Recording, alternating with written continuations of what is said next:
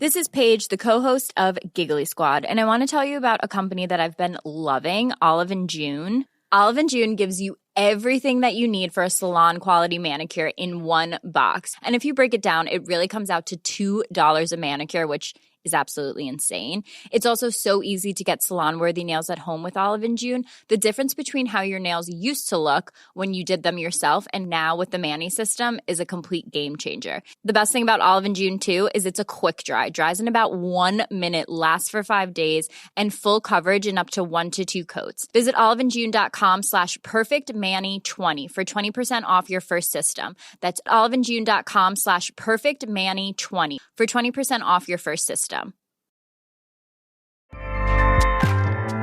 Acast powers the world's best podcasts. Here's a show that we recommend. Hi, I'm Dori Shafrir, and along with Kate Spencer, I host Forever 35, a podcast about the things we do to take care of ourselves. Join us every Wednesday with guests like author Phoebe Robinson, chef Samin Nosrat, actress Busy Phillips, and even former Secretary of State Madeleine Albright.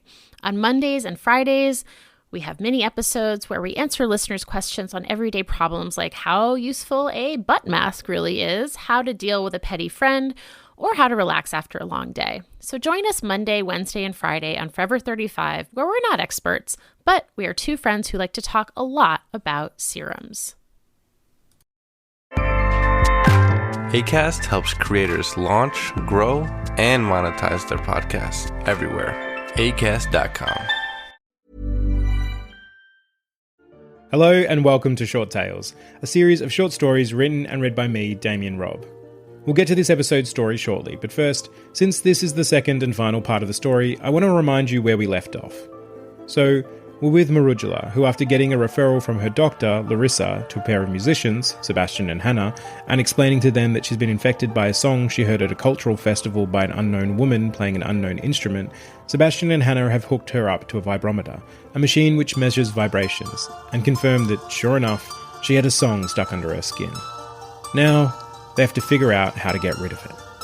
Okay, you ready? Good. This is the conclusion to Infected in E minor. All four of us sit around the laptop. Sebastian clicks the mouse, coercing the machine to turn vibrations into a sound pattern, while Hannah watches intently. She plucks, almost unconsciously, at the strings of a guitar, playing a tune both sweet and slow. Larissa sits beside me, delightfully animated, and asks a series of questions about the song and my symptoms, and other inquiries of a medical nature that don't always make sense to me, but that I nevertheless try to answer. I'm enjoying talking with her. The excitement of her extroversion is strangely appealing to me. Okay, Sebastian says. I think we're ready to give this a listen. I'm suddenly nervous. If it works, I'll hear the song again, but from outside for a change, and I don't know what effect that'll have on me. Or the others. What if, by listening to it, they catch whatever I have? Wait, I start to say to Sebastian, but it's too late. He clicks a button and the music begins. It's slightly robotic, perhaps due to the translation from vibration to noise, or maybe just the low quality of the laptop speakers. But it's definitely the song. My heart races and I wait for its effect to start. But it doesn't. It's just noise from a speaker. I look to the others, but they seem similarly unaffected. I breathe out a sigh of relief and listen.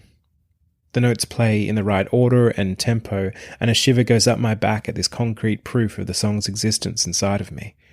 I expect to feel it squirm under my skin in response, but thankfully it stays still. The song finishes and the others all look at me. I nod. Sebastian leans back in his chair and puts a hand to his face. Wow, he says. Well, there's no doubt now. He snorts in astonishment. You have a song inside you. Infected by a song, Larissa echoes in disbelief. We all take a second to think about that. I didn't recognise the tune, Hannah proclaims into the silence. But if we listen to it again, I'm sure Seb and I can figure out the chords. It was hard to tell with it being so monotone, but I think it was in E minor, Sebastian adds, moving to press play again. Wait, I say, do you think that's wise? I mean, thank you, but what if we're just multiplying the problem? What if by producing the music, we're helping to spread the infection? I don't think we need to worry about that, Larissa says. I have a theory brewing. I haven't entirely fleshed it out, but I think if the song was capable of infecting others, we'll all have it by now. We've all been around you and we've all heard the song. For whatever reason, you seem to be the only one who's susceptible. I look at her, unsure. How about this? For now, the only people that will hear or read the music will be the four of us, Larissa suggests. We know we're unlikely to get sick, and even if we do, well, it's a price I'm willing to pay. Hannah and Sebastian nod in agreement. In the meantime, I think we need to get as much information about this song as we can in order to best figure out what we're going to do about it. I'm touched by her words, but I'm still not convinced. Okay, well, for now, I think I'd prefer if only I played the song. I don't want to risk you all unnecessarily if we don't have to. They nod their understanding again. Thank you, I say, and I hope they know just how much I mean it. By the end of the day, Sebastian and Hannah have successfully produced sheet music for my song. The song. Not my song. I don't want to start thinking about it in that context. It turned out to be more challenging than they expected due to the monotonal nature of the recording, but they're both professionals and so kept at it until they had it right. Larissa and I weren't exactly a lot of help. Larissa, it turns out, has little knowledge in the way of music other than an intense and surprising love for Bon Jovi, and I wasn't really in the mood to hear the song any more than I had to. Instead, we went into the adjoining room and talked. It was magic.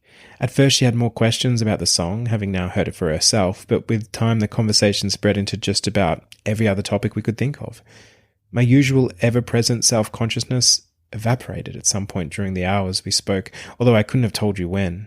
Instead, I stayed out of my head and simply watched her mouth and listened to her words. The song flared twice during that time, but determined to have it over with, I let it through with little resistance and it played with little effect. I don't think Larissa even noticed. Sebastian comes into the room and tells us they're done. I'm shocked to learn 3 hours have passed. Hannah hands me the sheet music and I'm unsure how to feel as I look at it. Sebastian suggests I could play it now, but I wave him off. Even with them willing to take the risk of hearing it, I still don't like the idea of it being performed. There's still too much we don't know. With little else left to do, we agree to meet at the studio in a few days' time to see what else we can come up with, figure out the next step. I leave, still amazed not only that I have consistent company, but they seem so keen on trying to help me. I unlock the front door to find an empty house. Dad is no doubt with a client, as he calls them, or at a seminar, or any number of the many things he does professionally to keep himself busy these days. I hang my coat by the door and walk into the darkening house. It's peaceful. I take a deep breath and feel the house around me. I've been walking its halls for so many years that I've obtained an awareness of it that allows me to wear it like a second skin, almost as if I could curl my fingers and cause the kitchen to rise up in response. In actuality, it just means that I know its size and can sense what's going on in other rooms through the recognition of familiar sounds.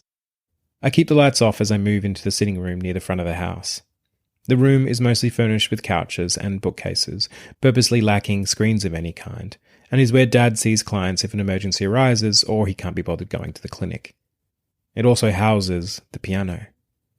It's an August Forster 116D upright piano, and has been sitting against the far west wall since I was 2 and my parents and I first moved in. It was Mum's, technically, but as the only person left in the house capable of playing it, I suppose it's mine now. I slouch down on one of the couches and look at its tall, wooden silhouette, now illuminated mostly by streetlight. I think about how I used to sit and listen as Mum composed her specific brand of haunting melodies on it. Dad always referred to them as ethereal, but I don't have a gift for music. Mostly, I use the tall instrument to play my favourite cover songs, although I have played the occasional original, only ever for myself, though. I know the song wants me to play it. More and more, I think of it as having motivations. It vibrates in a way I translate as enthusiastic whenever my eyes land on the dark panelling of the Forster, and I think wryly that it could try being more subtle. I let out a sigh and rise.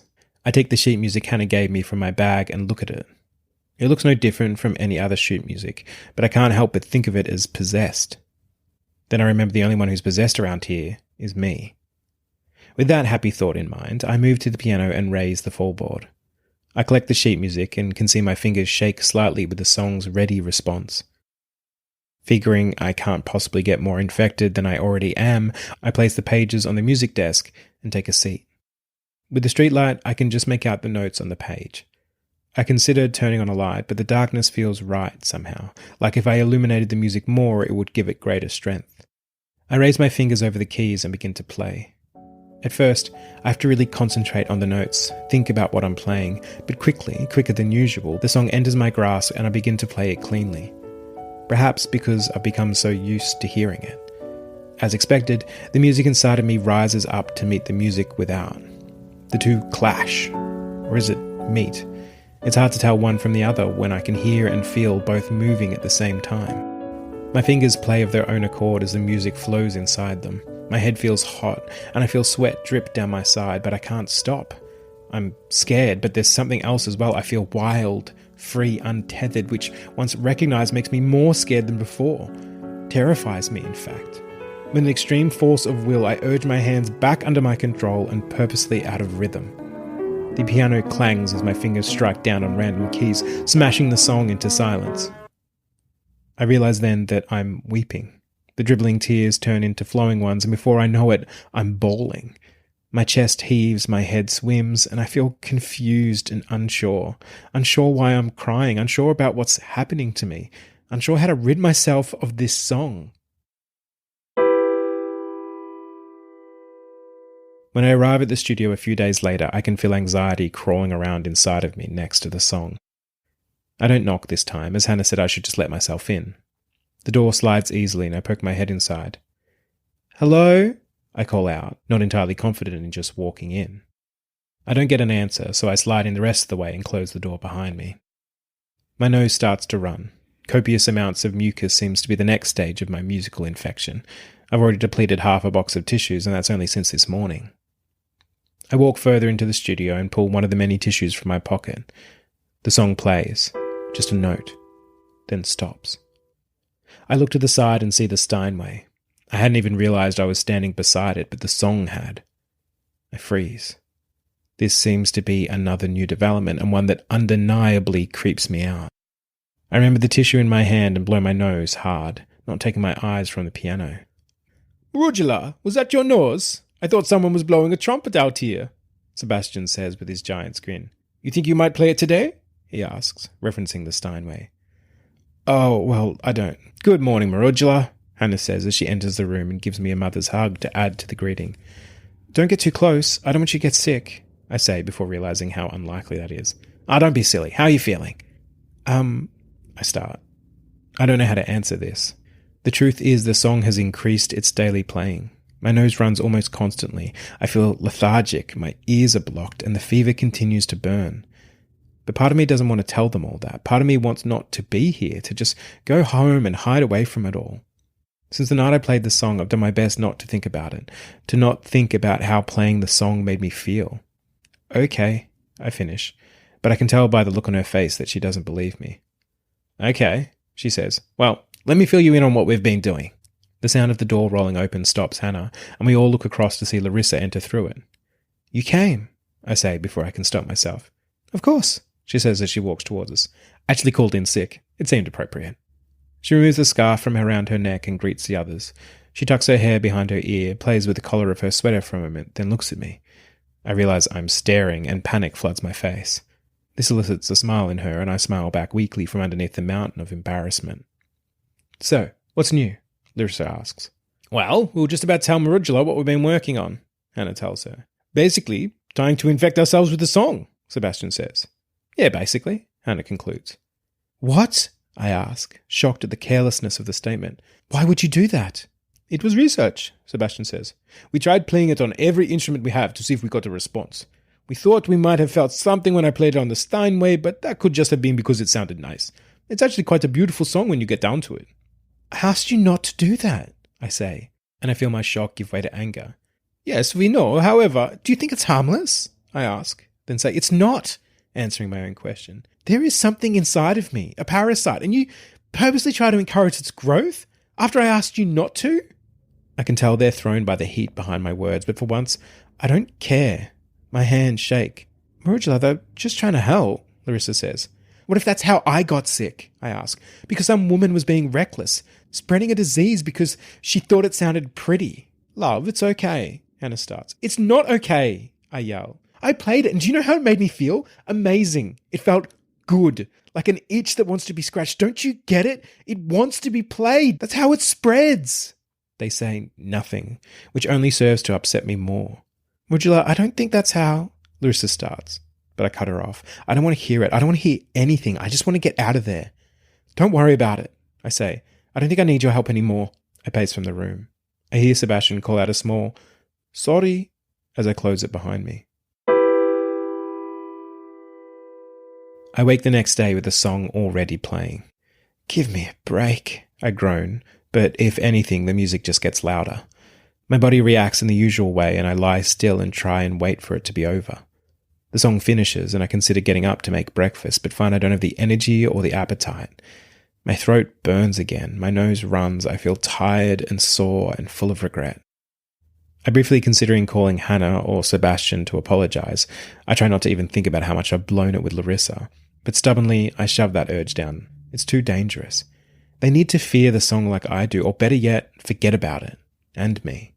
I need to be alone. I need to remove them from my life and face this burden on my own. That's the smart thing to do. That's the reasonable thing to do. That's the me thing to do. Not that I've been very me lately. With this decision made, I feel a weight drop on me. It doesn't settle, but hits hard, centered somewhere around the base of my neck. The weight drags away any last resolve I had to get up, and I instead settle further down into my bedding. The song starts to play again. There's a knock at the front door. Dad's at a conference, making me the only one home, but I feel in no state to answer. For the past 4 days, the song's played on repeat, barely giving me 10 minutes between each rendition. With every recital, I feel infinitesimally worse. I'm sure of it. In fact, I'm beginning to think I might even be dying. I should care more about this fact, but currently oblivion would be a relief. At least the song would stop. The person at the door knocks again, 4 times. Knock, knock, knock, knock. Also, if I died, the song would go with me, stopping it from infecting anyone else. Although, I suppose I would need to find the woman who played it and ensure she never played it again as well. I don't even know how I would do that. Knock, knock, knock, knock. The person at the door's insistence is starting to annoy me. No one's home as far as they know. They should go sell their product or business or religion somewhere else. The song, which had given me 8 brief minutes of silence, ripples under my armpits and then bursts into life across my skin. I groan. Knock, knock, knock, knock. The knocks are getting louder. Maybe Dad's come home early and forgot his keys. But no, there's a spare one hidden under the outside stairway, so that can't be it. Whoever it is, they just need to go away and leave me and the song alone to finish each other off. I wonder if I'm going to vomit again. Well, dry reach at least. There's nothing left in my belly to throw up. Knock, knock, knock, knock. You have got to be kidding me. I am actually angry now. It's not bad enough they have the song constantly hounding me. Now I have these people as well. Knock, knock, knock, knock, knock, knock, knock, knock. The knocking continues, and so does the song, and I growl and get off the bed for the first time in hours. I tramp down the stairs, and my head pounds in time with the incessant knocking. My hair's a mess, my clothes are unwashed, and even with the blocked nose, I know I'm pungent from the 4 days of sweating through my bedsheets. Good. Hopefully I give whoever it is at the door a good scare. The errant fist still raps away with forceful persistence. I grab the handle and turn. What? I snarl with pent-up ferocity. Larissa lowers her hand from its knocking position. Anna stands beside her, arms crossed, and looming behind both of them is Sebastian, looking somewhat sheepish. Oh good, you are in, Larissa says unapologetically. I try not to think about how beautiful she looks or how embarrassingly disastrous my appearance is in comparison, and instead try to think of the best way to get rid of them as quickly as possible before I do something stupid. What are you all doing here? I ask. No, actually, first, how do you know where I live? I'm your doctor, remember? We have that kind of thing on file. Larissa points out. Admittedly, I should have thought of that, but after 4 days of the song playing repeatedly, my head isn't in any state to think things through. And as for the first part of your question, we're here to kidnap you. What? I say as Sebastian steps forward. Sorry, Marugula. His large hands grab me by the waist, picking me up as easily as if I were a puppy. I struggle limply against his shoulder and cry out. Stop! Just leave me alone, I'm sick! I moan. Which is exactly why we're doing this, Hannah says. Now, where are your house keys? She waits patiently as I briefly struggle for a few seconds more. There's not a lot I can do in my weakened state, not slung over Sebastian's shoulder. In the bowl by the front door, I say. Oh, great, Hannah exclaims, seeing them. She picks them up, and in broad daylight, the 3 of them finish their felony and carry me into their car. The car ride over is predictably fairly tense. Sebastian talks non-stop on the way, trying to fill the space with normality, but all he's really doing is rambling. As for me, I alternate between feeling sorry for myself, the song and its symptomatic byproducts rock and jolt my body with every movement of the car, and staring at Larissa. She sees me staring and gives me a tight-lipped smile, one that says, sorry, but also, it's for your own good.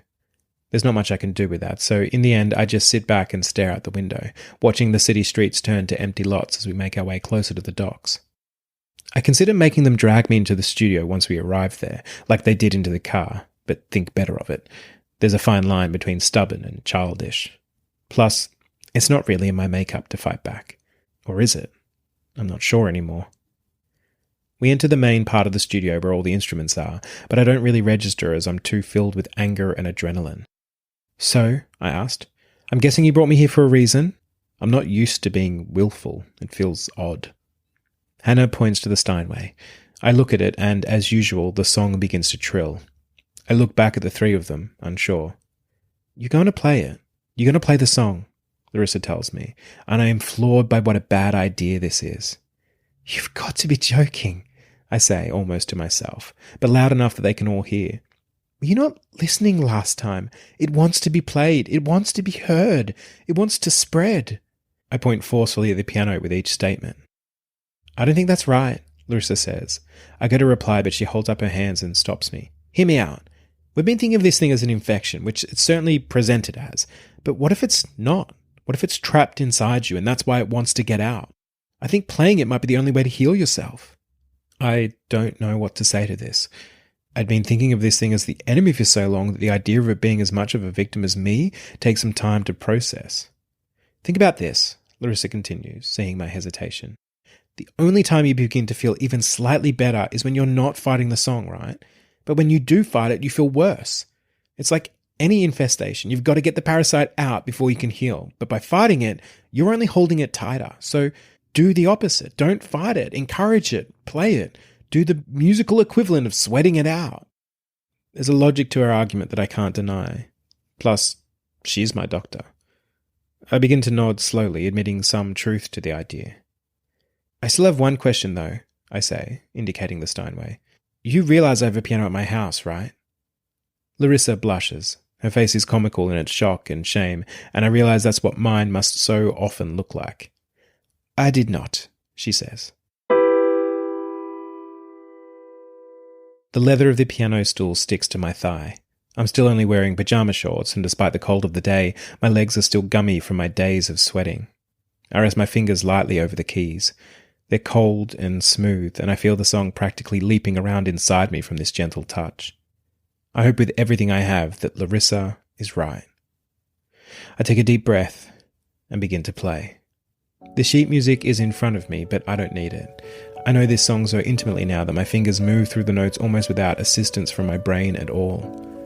The song starts slow with low notes, rising in both tempo and pitch as it progresses.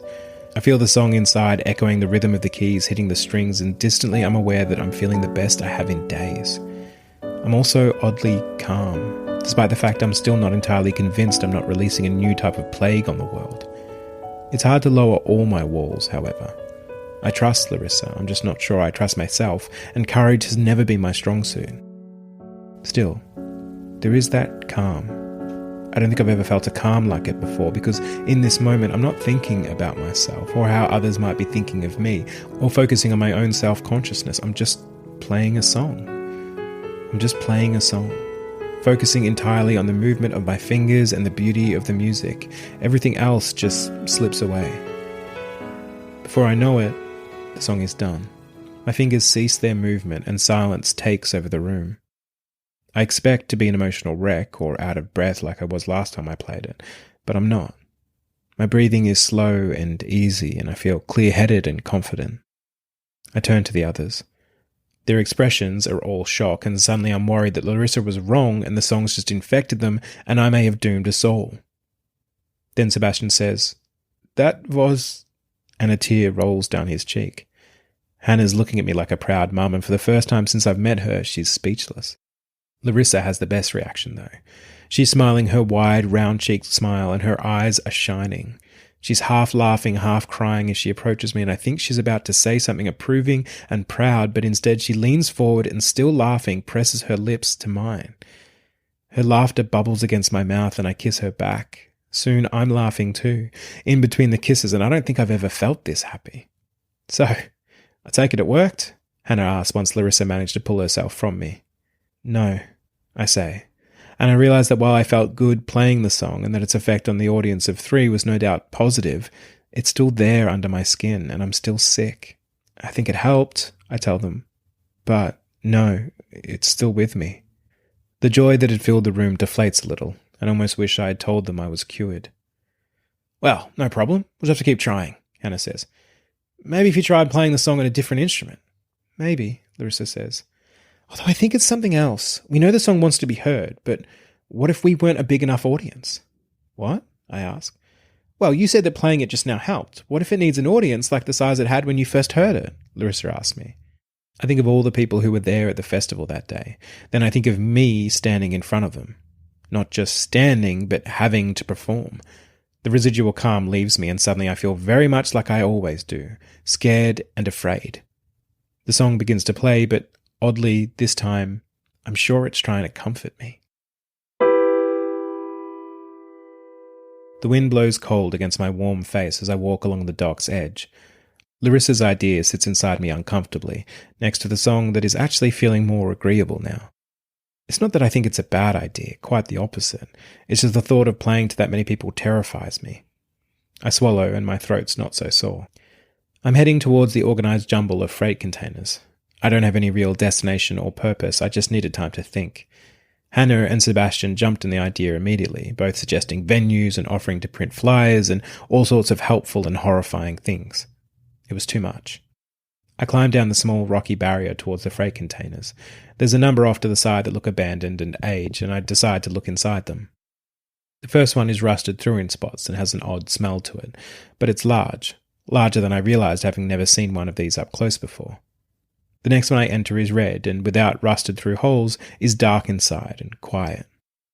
The constant wash of the ocean disappears as the large door slowly closes behind me. It's peaceful. I walk along the walls, running my hand across the dust that's been accumulating for however long this container has sat here. I get to the far back corner and my foot hits something. I bend down and feel it. Old cloth of some kind, with something harder inside. Turning on my phone's torch, I kneel and wrestle with the cloth. I can tell the thing inside is wooden and rectangular, but the fabric is snagged and I have to really yank to get it away. It tears in my hands, and through the small beam of artificial light I see something that stops my breath. A rose and thorns, carved and twisting and inlaid into the wood. I tear back the rest of the cloth, and sure enough, there sits the clavichord, the exact same one the woman was playing on the day I became infected. I'm unsure what to do. It looks harmless enough, but weeks of sickness stay in my hand. Then the song wriggles against my skin, softly, gently, lovingly. It's running up and down my arms and into my hands, and it's clearly telling me to pick up the instrument. I do, and the world drops away around me. I land in the shadow of the theatre building, breathing sharply. Except I don't land, I'm just there, transported somehow. I realise I'm sitting and the clavichord is in my lap. I look up, although I already have an idea what to expect. I'm at the festival. In front of me is the crowd, all of whom watch the stage as the Brazilian drummers enter. I try to calm my breathing. I try to maintain my confidence. I try not to freak out entirely at the fact that I have travelled through time. Now is not the time for a panic attack. Or maybe it is, but I refuse to let myself have one. The drummers start, and I think of Larissa. She told me I needed to perform in front of a crowd.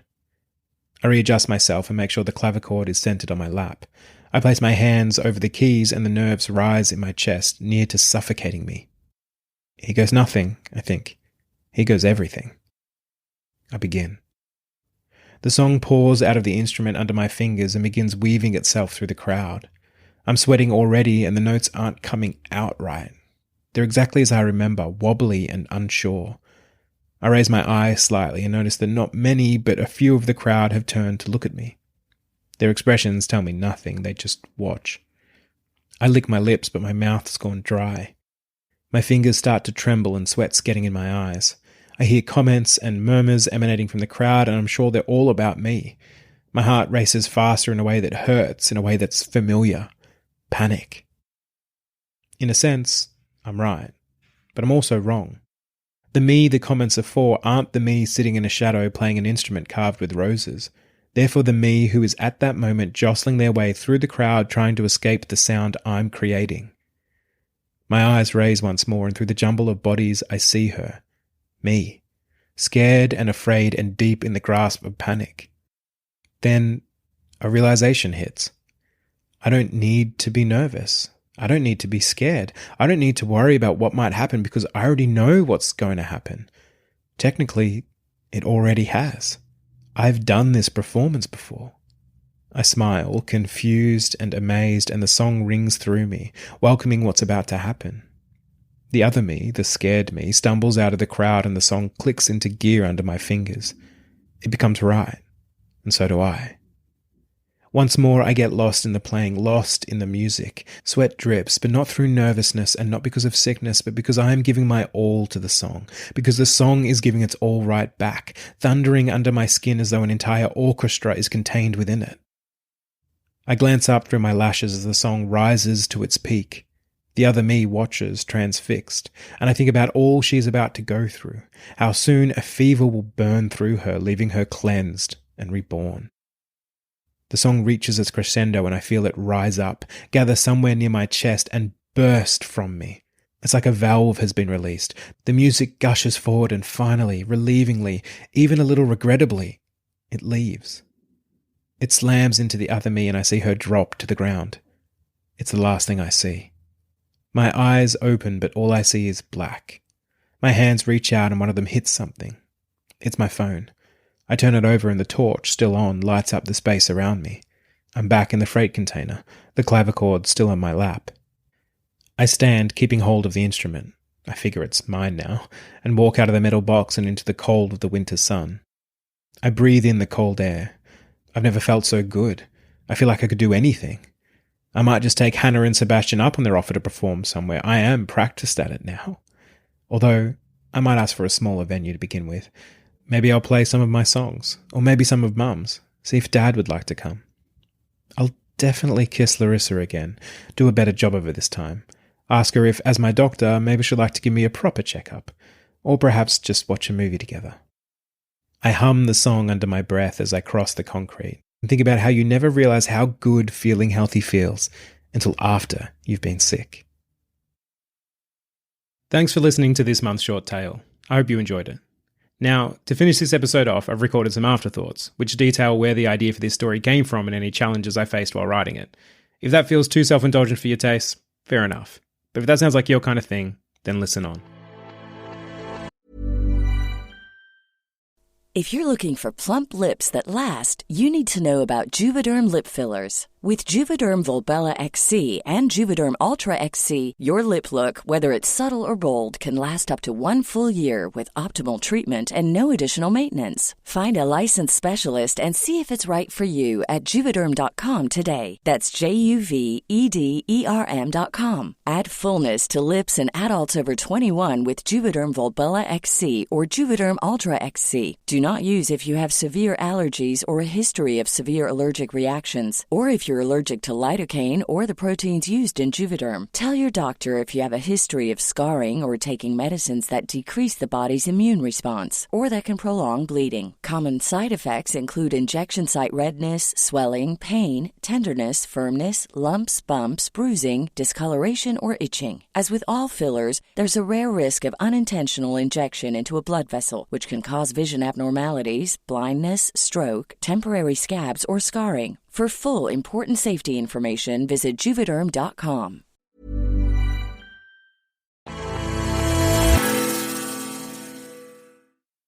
I came to writing late, in that I was never the kid scribbling stories for Mum and Dad, or the moody teen with a notepad and pen never far from their hands. I loved stories. Reading, and then later TV, was undoubtedly my most time-consuming pastimes, but I never wrote any myself, outside of a now-defunct webcomic. And then I did. It was quite literally a choice. I was unsatisfied with my job, which was working in labs, as before writing I'd completed a science degree, and I wanted a creative outlet that I hoped I could also make a living off, although that part was less important. So I applied for a Masters of Screenwriting course, quickly wrote a couple of scripts as part of the application, and got in. And that was that. I was a writer. Not a good writer, mind, but a writer nonetheless, as I firmly believe that anyone who writes is a writer. In order to earn the good part, you have to write a lot. So, using what I'd learned from the master's course, that's what I began to do, writing scripts and screenplays, as well as some prose. This story was one of the first prose stories that I wrote. I remember labouring over it, wanting every word to be right, every sentence to be writery, for it to pair up to all the writers that I had read and loved. And so, I overwrote it. Not so much in the sense that I think it's bloated or all tell no show, but reading back over it to prepare it for this podcast, I could see how past me was so desperate to impress that he'd hit thesaurus.com pretty damn hard, using words that are not in my regular vocabulary. Now, I would do my best to avoid that. Getting the perfect word can be satisfying, but I also subscribe to the adage to never use a long word when a short one will do. I decided to leave a few in for this reading. I also found that I over-explained my character's emotional state, a habit I am still guilty of, but one I usually manage to pare back in the rewriting. Again, I know why I did this. Past me and present me wants to ensure the audience is feeling the full brunt of the emotions of the story. That's part of why we read stories. And so to make sure that happens, I smack them in the face with a sledgehammer of emotion. And the last writing quirk I picked up on was that I often wrote body parts as separate to the self. A lot. What I mean by this is things like, my eyes decided to watch her mouth as she spoke, or my ears chose not to listen to what he was saying. Which isn't the worst thing you can do, as I'm sure a reader will understand the intent of what I'm saying, and even imply that these things might happen almost against the character's will. But like I said, I did it a lot. To the point that these various body parts were basically characters in and of themselves. But body parts aren't characters. Unless, of course, you're writing a story from the POV of an anthropomorphized organ. But I wasn't, and so it was too much. So those were the negatives. But the positives was that I still mostly liked this story. I applaud past me for taking the risk to write it in first-person present tense, which was done through ignorance as much as it being a ballsy cognizant choice, but definitely adds something different to the writing and gives it a more intimate and immediate tone. I also still like the idea behind it. We've all been infected with an earworm before, a song we find ourselves singing for days on end, unable to get rid of, and this was an extension of that. And I like that in order to treat a musical malady, you needed a musician as much as a doctor. I think what I liked most about coming back to this story was the opportunity to revisit something I wrote and see where I've come from and where I'm going. Like I said, I came to writing late, and so I haven't had much chance or distance to be able to step back and see that view. I think if I had to rewrite this story today, I would change things. I think I would make it less serious, bring in some humour, as well as go further down the other end as well, and make it darker, bring in a touch of horror. I also think I would make the earworm thing more literal, make the song an actual parasite, and the music some pop tune that has been played to death on the radio, so much so that it's managed to mutate and take on a life of its own. That would be the ultimate next step to this experiment. First, go over a story you wrote however long ago and analyse it. Figure out the pros and cons, recognise the writer you were and the writer you are now, and then start from scratch and rewrite the whole thing from your current sensibilities. Then, in 10 years' time, do it again. I've just done a Google search and found that the most pop songs are in C major. So watch this space. Infected in C major, coming soon.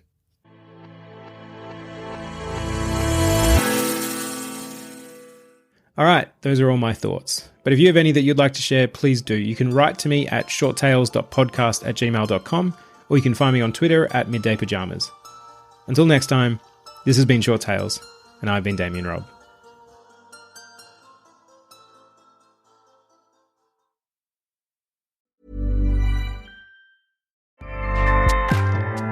Acast powers the world's best podcasts. Here's a show that we recommend. Hi, I'm Una Chaplin, and I'm the host of a new podcast called Hollywood Exiles. It tells the story of how my grandfather, Charlie Chaplin, and many others were caught up in a campaign to root out communism in Hollywood. It's a story of glamour and scandal and political intrigue and a battle for the soul of a nation. Hollywood Exiles From CBC Podcasts and the BBC World Service. Find it wherever you get your podcasts. Acast helps creators launch, grow, and monetize their podcasts everywhere. Acast.com.